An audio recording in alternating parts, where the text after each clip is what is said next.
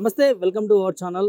ప్రజావాణి కార్యక్రమం పెట్టిన కాంగ్రెస్ ప్రభుత్వానికి ఇవాళ పెను దెబ్బ తగులుతుందని చెప్పుకోవచ్చు. ఏదైతే మొన్న గురుకులాలు కూడా చూసినాం మనం. సీఎం ఆఫీస్ ముందుకు వచ్చి వాళ్ళ ఏదైతే సమస్య ఉందో 1:1 కావచ్చు, నియామక పత్రాలు అందలేదని చెప్పి అనేక ఆరోపణలు తీసుకొచ్చి ఏకంగా సీఎం గారిని కలవడానికి సీఎం ఆఫీస్ ముందు రావడం చూసాం. ఇవాళ ప్రైమరీ స్కూల్ టీచర్లు కూడా వారికి అన్యాయం జరుగుతుందని చెప్పి, వారికి న్యాయం చేయాలని చెప్పి ఆవేదన వ్యక్తం చేసి సీఎం గారికి వినతి పత్రాలు ఇవ్వాలని చెప్పి ఏకంగా సీఎం ఆఫీస్ ముందరికి రావడం జరిగింది. సో వారితోనే మాట్లాడదాం. అసలు వారి సమస్య ఏంటి అనేది చెప్పండి. ఇవాళ సీఎం ఆఫీస్ దగ్గర రావడం కారణం ఏంటి?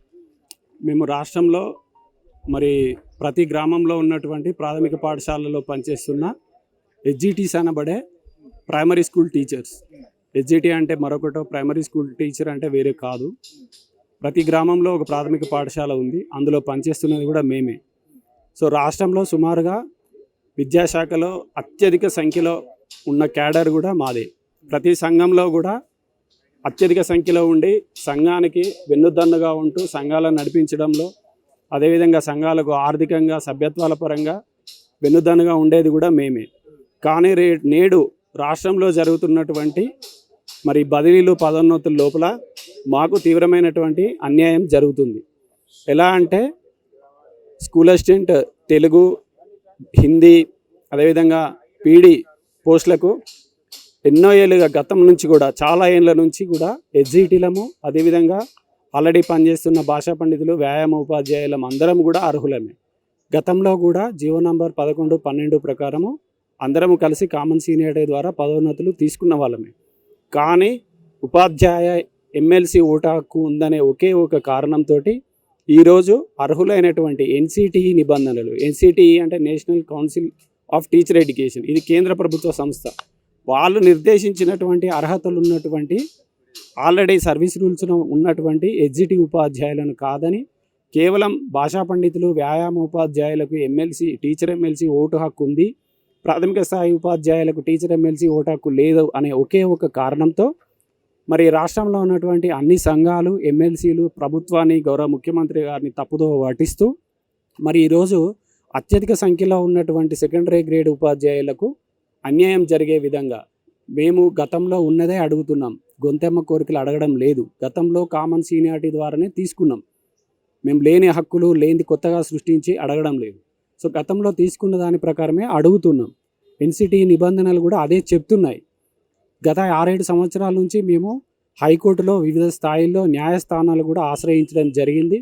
న్యాయస్థానాలు కూడా ప్రాథమిక పాఠశాలలో ఉపాధ్యాయులు, హై స్కూల్లో ఉన్నటువంటి భాషా పండితులు, వ్యాయామ ఉపాధ్యాయ పోస్టులకు అర్హులే అని చాలా స్పష్టంగా మాకు అనుకూలంగా తీర్పు ఇవ్వడం కూడా జరిగింది. కానీ ప్రతిసారి కూడా న్యాయస్థానంలో గెలుస్తున్నప్పటికీ కూడా మాకు ఉన్నటువంటి అనుకూల అంశాలను తొలగిస్తూ మరి కేవలం కొంతమందికి మాత్రమే లబ్ధి చేకూర్చేలా ఉత్తర్వులను మారుస్తూ ఎప్పటికప్పుడు ప్రభుత్వం పైన ఒత్తిడి చేస్తూ మరి న్యాయస్థానాలలో కూడా మరి వారికే వచ్చే విధంగా ఇక్కడ చేయడం జరిగింది.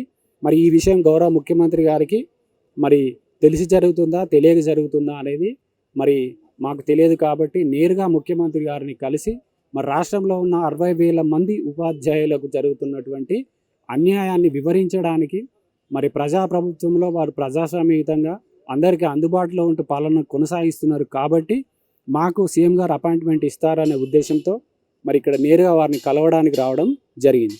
అదేవిధంగా ప్రైమరీ స్కూళ్ళల్లో 1-2 టీచర్లే ఉంటూ నానా రకాల రిపోర్ట్లు, నానా రకాల బోధనేతర పనులు చేసుకుంటూ క్వాలిటీ ఎడ్యుకేషన్ అందించలేక కూడా సతమతమైపోతున్నాం. అదేవిధంగా మాకు ప్రైమరీ స్కూల్స్లో కూడా హెడ్ మాస్టర్ పోస్ట్ అనేది లేదు. మరి ఆల్రెడీ LFLHM అనే పోస్ట్ ఉంది, కానీ అవి కూడా సరిపోవడం లేదు. కాబట్టి ప్రతి ప్రాథమిక పాఠశాలకు ఒక school assistant equal LFLHM post మంజూరు చేయాలని విన్నవించుకోవడానికి రావడం జరిగింది. అదేవిధంగా గత ప్రభుత్వంలో 10,000 వరకు కూడా ప్రైమరీ స్కూల్ హెడ్ మాస్టర్ పోస్టులు మంజూరు చేస్తామని హామీ ఇవ్వడం జరిగింది. అది కూడా కార్యరూపం దాల్చలేదు. మరి వాటిని ప్రస్తుత ప్రభుత్వంతో మంజూరు చేయించడంలో కూడా మరి సంఘాలు, ఉపాధ్యాయ ఎమ్మెల్సీలు విఫలమయ్యారు. మాకు ఈ రకంగా కూడా అన్యాయం జరుగుతోంది.